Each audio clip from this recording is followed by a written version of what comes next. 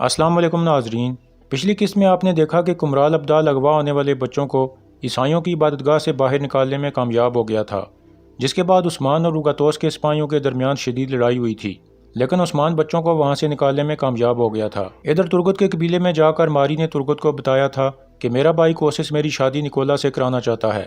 इस किस्त के आगाज़ में उस्मान और उसके सिपाही बच्चों को लेकर अपने कबीले की तरफ रवाना हो जाते हैं। दूसरी तरफ एनागोल किले में निकोला कह रहा था, अब आखिरी धमाका करके सबको मार डालने का वक्त आ चुका है आरगोस, क्या मेरे सिपाही तैयार हैं? आरगोस कहता है, बिल्कुल तैयार हैं जनाब। फिर निकोला आगे आकर कहता है, मुझे चीज़ों को बर्बाद करना और जलाना बहुत पसंद है। यह कहकर वो आगे बढ़ने लगता है तो इतने में रुगातोस अंदर दाखिल होते हुए कहता है, उस्मान बच्चों को भगा ले गया है निकोला। यह सुनकर निकोला कहता है, अब इस बात से कोई फ़र्क नहीं पड़ता मेरे दोस्त, अनकरीब सोगत जल उठेगा। हमने जो बारूद भेजा था वो हर जगह पहुंच गया है, मस्जिद में, बाजारों में और गलियों में। हम सोगत को बर्बाद कर देंगे। रुगातोस कहता है, मैं फ़ौरन उस्मान से इंतकाम लेना चाहता हूँ, चलो चल कर सब जला डालें। इसके बाद वो दोनों बाहर की तरफ चल पड़ते हैं। दूसरी जानब उस्मान और सिपाही बच्चों को लेकर काई कबीले में पहुँच जाते हैं।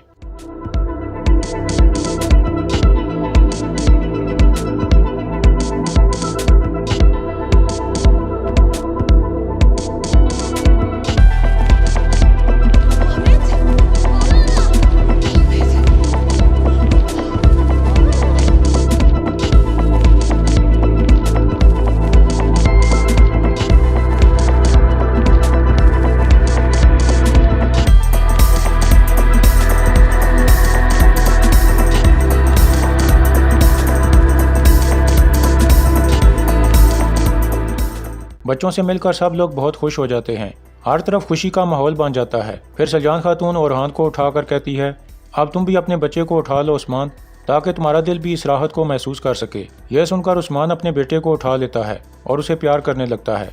इसके बाद वो ओरहान को सलजान खातून के हवाले कर देता है और फिर सबसे मुखातिब होकर कहता है, कुफार ने अपनी हद पार कर दी और हमारे बच्चों को अगवा कर लिया। तमाम माएँ और वालिद अपनी औलाद के लिए रोते रहे। उन लोगों की नीयत थी कि हमारे बच्चों का ईमान बदल डालें, लेकिन वो लोग ये बात नहीं जानते थे कि हमने अपने बच्चों को बचपन से ही कुरान करीम और अल्लाह के अहकामात सुनाकर पाला है। इनके ईमान की जड़ें इतनी मजबूत होती हैं कि कोई कुल्हाड़ी से नहीं काट सकता और ना ही किसी हथियार से। अल्लाह हमारे इन बहादुर बच्चों से राजी हो। इसके बाद सब लोग अल्लाह अकबर के नारे लगाने लगते हैं।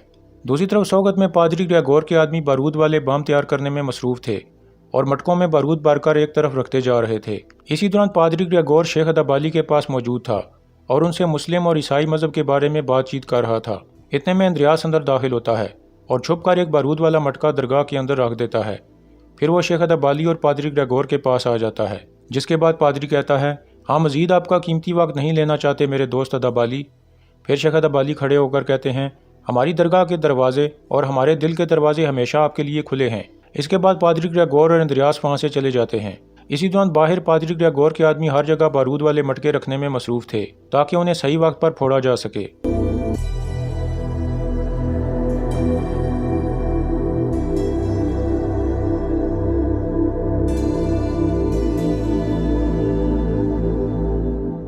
इस तरह सोगत की बहुत सी जगहों पर बारूद वाले मटके रख दिए जाते हैं। दूसरी जानब काई कबीले में एक शानदार दस्तरख्वान सजा था। अहमद कह रहा था, उन्होंने हमें अपना नापाक खाना खिलाने की पूरी कोशिश की, मगर हमने वहाँ कुछ भी नहीं खाया। उस्मान कहता है, माशाल्लाह मेरे बहादुर। फिर बाला कहती है, आराम से दूर रहने का बदला हमें बेहतरीन हलाल की सूरत में मिलता है अहमद। इसके बाद उस्मान कहता है, चलो मेरे बहादुरों खाना शुरू करो, मैंने अपने कबीले के बहादुरों के लिए बकरे की कुर्बानी करवाई है। फिर सब लोग खाना खाने लगते हैं।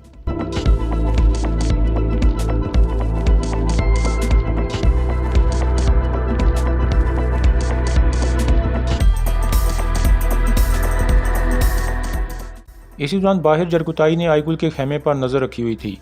जैसे ही आईगुल बाहर आती है तो वो उसके सामने आ जाता है और कहता है, आप मुझे क्यों पसंद नहीं करती, क्या मैं बदसूरत हूँ? आईगुल मुस्कुराते हुए कहती है, नहीं। फिर जरकुताई कहता है, क्या मैं पागल हूँ? तो आईगुल कहती है, मैं तुमसे ज़्यादा पागल हूँ।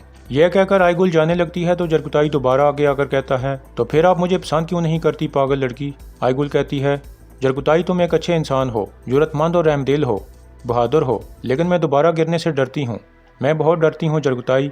यह कहकर वो जाने लगती है तो जरकुताई कहता है, जरकुताई तुम्हें गिरने नहीं देगा, अगर तुम चाहो तो मैं तुम्हारे सामने पहाड़ बांधकर खड़ा हो जाऊंगा, फिर चाहे कोई जल्जला आए या तूफान, मेरे अंदर कोई जुम्बश नहीं होगी। जब तुम जंग में जरगुताई का साथ दे सकती हो तो क्या तुम्हें अभी तक मुझ पर भरोसा नहीं है? तुम मुझसे शादी कर लो पागल लड़की।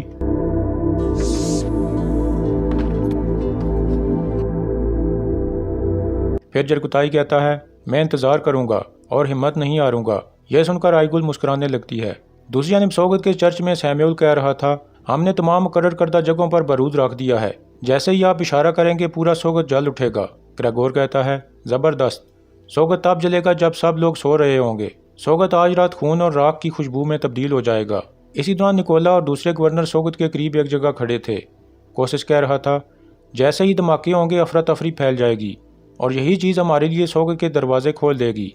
फिर निकोला कहता है, उस्मान ने मेरे गांव पर कब्जा किया, अब मैं उसके बदले हर चीज़ ले लूँगा। इसके बाद निकोला अपने सिपाहियों से मुखातिब होकर कहता है, बहादुर बिजांतीनी जवानों, हम सब मिलकर इस ज़मीन पर तुर्कों की हुक्मरानी ख़त्म कर देंगे। फिर वो सब जोश में नारे लगाने लगते हैं। इसके बाद रात का वक्त हो जाता है। कमांडर सैम्यूल और उसके आदमी बाहर आकर हर तरफ फैल जाते हैं और जहाँ जहाँ बारूद रखा गया था वहाँ जाकर अगला काम शुरू कर देते हैं।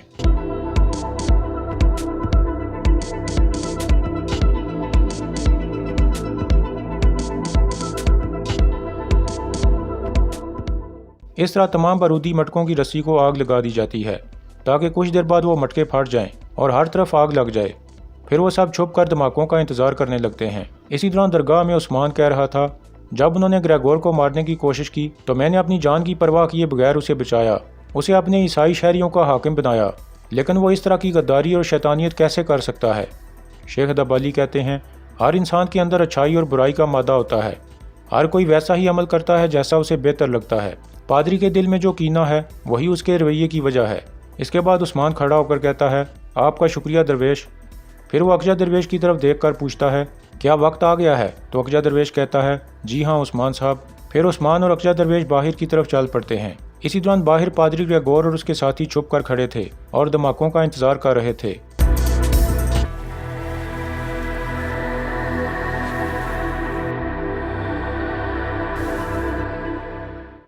इस तरह सब मटकों की रस्सियां जल जाती हैं लेकिन धमाके नहीं होते। यह देखकर ग्रेगोर और उसके साथी बहुत हैरान होते हैं। इतने में उस्मान और उसके साथी हरकत में आ जाते हैं।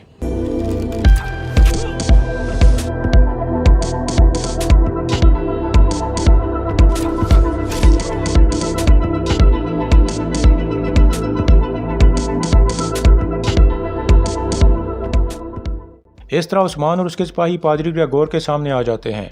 फिर एक मंजर सामने आता है जब उस्मान के सिपाही बारूद वाले मटके खाली कर रहे थे और उनमें से बारूद निकालकर दूसरे मटकों में डाल रहे थे।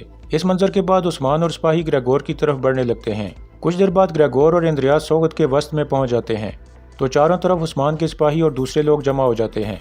फिर ग्रेगोर कहता है, उस्मान साहब, मैं इल्तिजा करता हूँ, मुझे माफ़ कर दें, खुदाबंद का वास्ता है।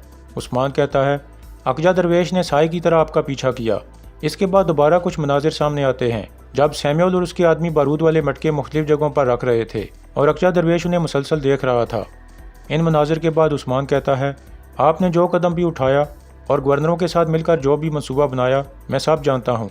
अब तो आपका अपना मजहब भी आपको माफ़ नहीं करेगा। वो दुकानें और घर जिनको आप जलाना चाहते थे वो बेगुनाह लोगों के हैं और मासूम गरीब लोगों के हैं, लेकिन तुम हज़रत ईसा अलैहिस्सलाम की उम्मती होने के भी काबिल नहीं हो। तुम में और यहूदियों में क्या फ़र्क रह गया है?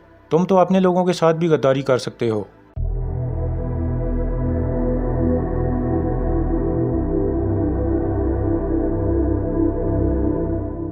फिर उस्मान अपनी तलवार निकालकर कहता है, जब तक तुर्क जिंदा हैं वो तलवार की ताकत से पूरी दुनिया में अदल का निज़ाम कायम करेंगे और इस तलवार में इतनी ताकत है कि ये हमेशा जालिम की गर्दन तक पहुँच कर रहती है।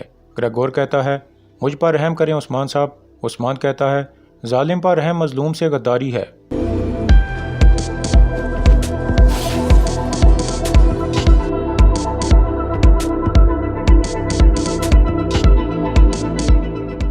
इस तरह उस्मान पादरी ग्रेगोर का सर कलम कर देता है और फिर कहता है, अब इसकी लाश को इसके अजीज़ दोस्त रुगातोस के पास ले जाओ और इंद्रियास, तुम दोबारा कभी मेरे इलाके में कदम भी मत रखना।